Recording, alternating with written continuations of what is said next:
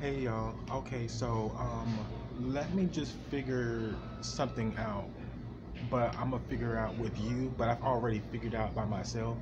So hopefully, you might come to your senses and help me. Um, I was actually at the shelter for I say about 3 weeks now, and I don't like some of the people that are there, which is not uncommon because you're going to meet some people that you like and you don't like, blah, blah, blah. But there are some very rude staff members at the shelter, and they are giving me a hard time. And I think it's completely difficult to try to maintain a status there while you're getting up on your feet and utilizing the resources, but still having to deal with certain staff who are considered to be disrespectful or say some rude things out the way or treat you in ways that make you feel like you're not able to succeed. Now, I know I'm able to succeed no matter what and where I'm at. But my thing is that I've been getting a lot of staff members at that shelter, and they just basically step on top of people or try to misuse them or make them feel like they are less of a person by the way that they talk, like their demeanor, um, the tone that they give out. It's a little bit like, okay, where did this come from? You could have just told me you felt this way, or you could have nicely asked me for this or that, and you would have got that respect right back. Now, not saying that I don't give them respect, because I always decide not to argue with them. Now, other people will argue, but I just sit back and watch. And I'm not the type of person that's going to argue with you when I know that I'm needing you for resources. Even if I didn't need you, I wouldn't even argue because I know how to leave a situation. But right now, it's like ever since I've been out of work and I've been able to use the shelter for support, it's almost like, okay, some people, I can see some residents that come in there literally aren't doing anything. They literally aren't trying to get better because, or I can't even say that for all of them. Some people are trying to get better, and then some people aren't. But my thing is that you shouldn't talk to anyone out of tone and out of context unless that person was to come with you. But even then, you still have a professional job, and that job, it requires you to have certain standards and certain way of communicating to whoever you're trying to get established in that facility. So it's been some people that are like really rude, and I'm talking about, there's a staff member, her name is Tammy, and we butt heads, but I don't let her know that, that she gets under my skin, because then sometimes if you let someone know that, then they'll try to do it even more and more and more until you overreact, and then they got a reason to say that you are out of control. So I have self-control. It's just that I may not be able to put up and deal with it. So that is going to require me not to be there. Um, so that's how you can handle that part. She rolls her eyes, she mean mugs, and she does a few other things also that I ignore, but I'm kind of trying to put the picture together and why she does that. Um, Sometimes people aren't spiritual people at heart, which is understandable. But I've even seen people who weren't spiritual who still knew how to leave a situation if they didn't like another person. This person works there, and I'm a good spirit reader, because I'm spiritual myself. Now, we're all sinners, we're all going to sin, but I still know how other people feel, and I know what's doing too much and what is not doing too much. Then it's almost like some people when they have a certain title, they feel like they're entitled to talk to you any type of way, and they dare you to be upset or do anything about it because you're not going to win. Some people have that type of mindset. But little do she know that there are people out there that you will be battling up against and you will not win, because some people are spiritually set within. So some people are good prayer warriors. Some people just have that godlike divine spirit within them that fights for them. And then some people who don't show that good godlike character, they end up feeling lost or surprised whenever they feel defeated, because they got interacted with a godlike person who relied on the Lord for their help. And that's what she's up against. She's up against someone who is literally into receiving their help from God. And that's not the only thing that she's done. I mean, she's done some other things as well that I tend to ignore. But I mean, I just got tired of the way that she talks to people, and I have nothing to do with anybody else. But what my thing is that I can see if someone was to literally disrespect you or have a certain type of tone the way they deliver a message to you, and it's out of disrespect, then I can see you, you know, having something rude or foul or nasty or rolling the eyes or having an attitude about another person. But if that person has not demonstrated anything like cold-hearted, anything rude, they've respected you, they've done everything they asked you to do, then why do you want to continue with that same type of mentality to a good-hearted person? Like, if she had someone disrespect her and she was tired of it, then the next person may not be that way. But my thing is that if she continues to do that and she has not changed, and she had a respectful person before her and she still continued to have the same type of mentality, that lets you know what type of spirit is operating within her. And it's not a godlike spirit. I don't want to get on a religious side because some people don't want to hear that, and I want to respect that. I don't want to get on the Bible side. At the end of the day, it's what type of spirit you have operating within your own body. Your soul is what captivates other people's attention and what draws other people to you. Unfortunately, you know, and I'm not trying to make myself, like I said before, seem like the better person, but I'm literally saying that I have a godlike spirit operating within me, so I am able to attract godlike spirit. So if she's not generating a positive vibe for me to captivate, and I'm not able to identify that within her, then it's just not there. There's men in that shelter also who do the same thing, and I don't see a godlike spirit within them. I might see a godlike spirit within someone who's in the shelter, but they're not in the Weaver house. They're working on the outside of the shelter somewhere else in the office type, but they're not showing themselves in the We Shelter part where the people come in and out. Excuse me, not the We Shelter. The Weaver house is what we call the men and women shelter.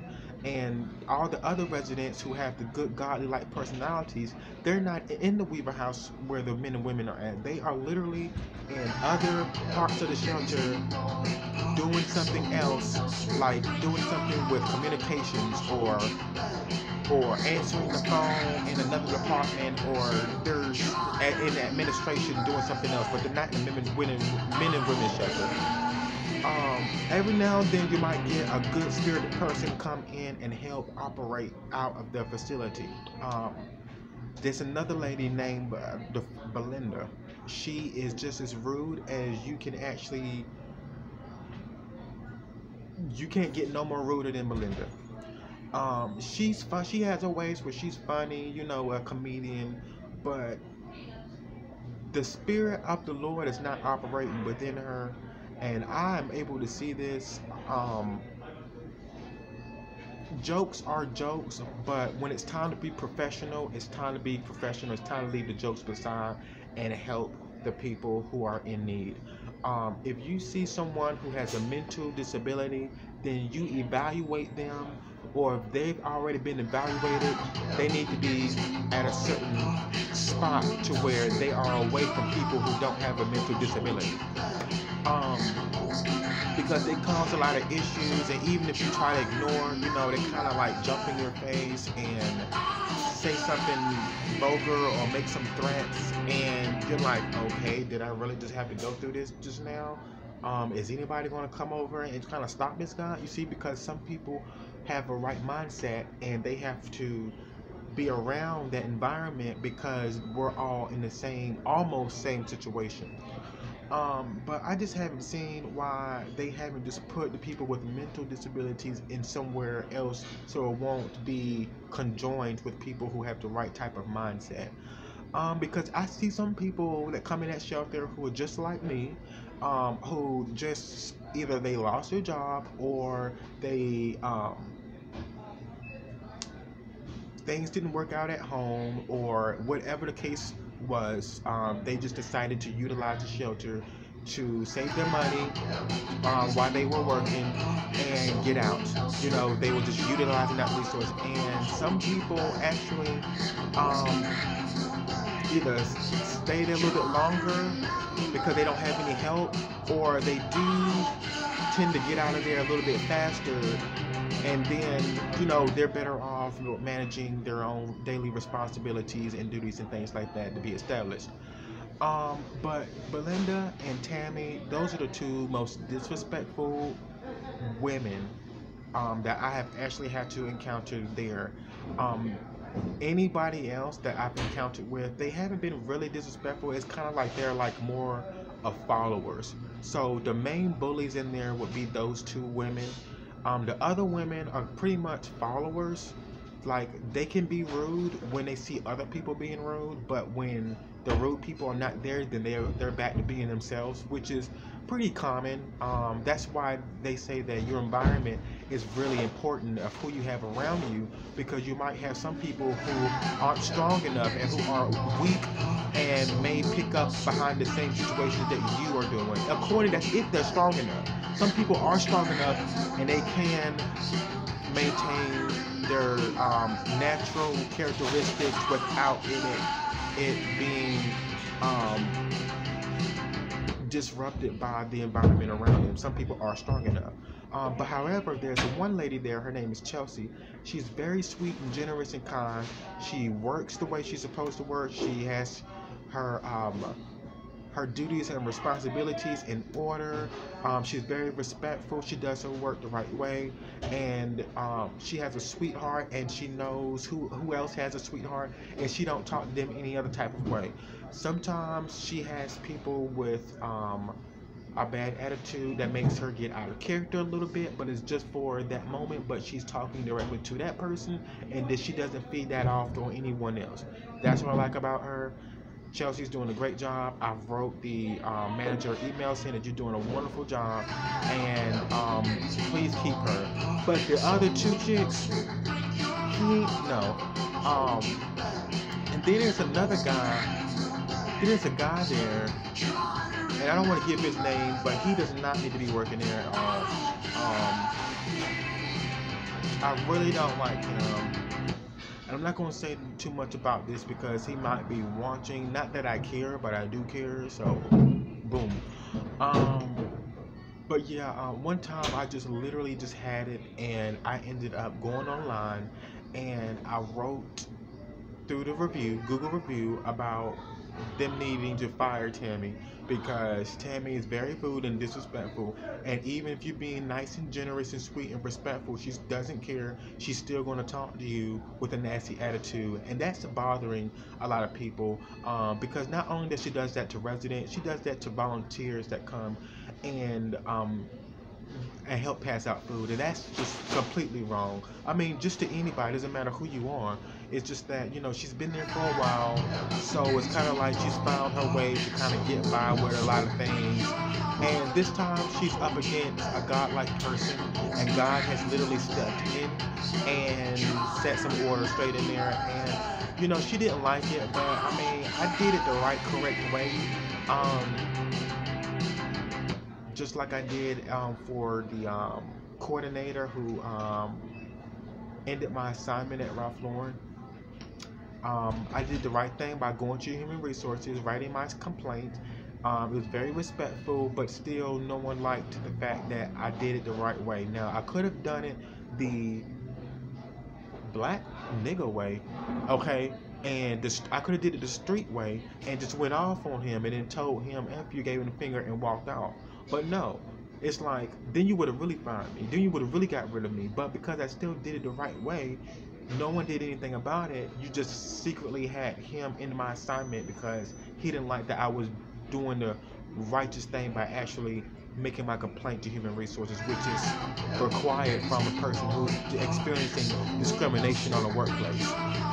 And yes, I did call it racist, and some white people don't want me to say racist, they just want me to say he was just a pain in the ass. No, he was racist. If I can figure out the spirit and the spiritual vibe, I'm going to call it racist. But yeah, I don't care. I'm going to say it. It was racist and it was discrimination and he was a pain in the ass, and I don't care. But yeah, they're kind of giving me a really hard time, and so I left the Greensboro Urban Ministry, and I went to Chapel Hill to try to get inside of another shelter and start, establishment up there.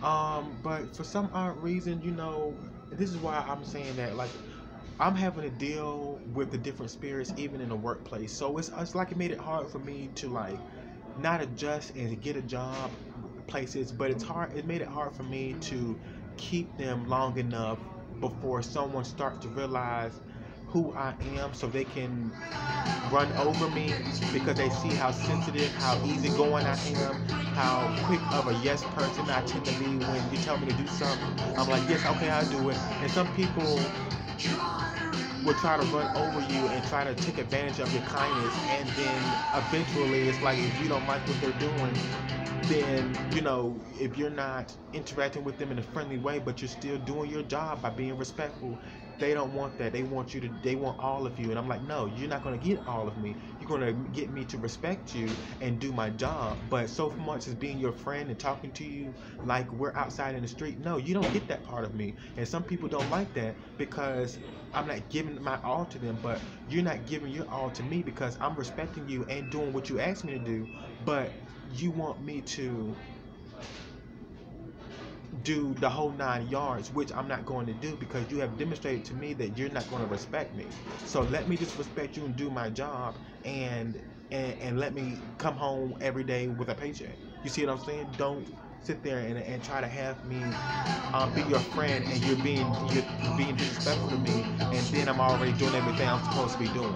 So I'm having to deal with that, not just like at the shelter or not just at Ralph Lauren, but at like some other jobs. Now, there are some jobs out there that I know for sure that I would not have that problem. Ralph Lauren, I didn't have that problem. It was just that one coordinator who was racially discriminating against me, and that kind of messed it up right there. And it just opened up my eyes and opened up some other doors of possibilities that might happen to the next job, and this, that, and the third. And so it's almost like I cannot believe that I've done everything right and I still had no justice whatsoever. Even though I had my complaints and documentation that my production was really good, it was almost like, why didn't I seek justice and keep my position, even though the people in Human Resources saying that I was honest? But because they were also white, it made me believe that there was something racist going on in there. Now, some of the people, I did meet with a black person who was working with Adecco staffing, but he was falling behind a white person, so it was like, what could happen? What could he say? But agree with them so he can keep his job. So I know I'm not crazy. But yeah, it's almost like, now I have to deal with the disrespect and the trying to save my money and try to find another way of being responsible and establishing myself. I'm still responsible no matter what.